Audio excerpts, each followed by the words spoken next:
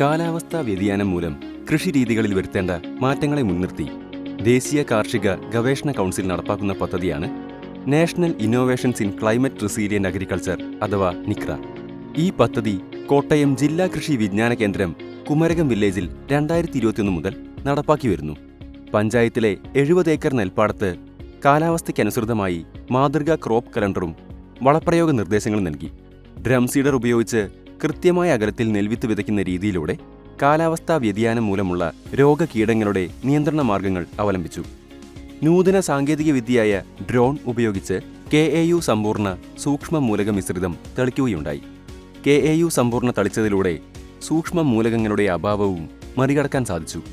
കാലാവസ്ഥയ്ക്കനുസൃതമായി നെൽകൃഷി ചെയ്യുന്നതിനും ശാസ്ത്രീയമായി കളനിയന്ത്രണവും വളപ്രയോഗവും നടപ്പിലാക്കുന്നതിനുമുള്ള മാർഗങ്ങൾ ക്ലാസുകളിലൂടെ കൃഷി വിജ്ഞാന കേന്ദ്രത്തിലെ ശാസ്ത്രജ്ഞർ പങ്കുവച്ചു.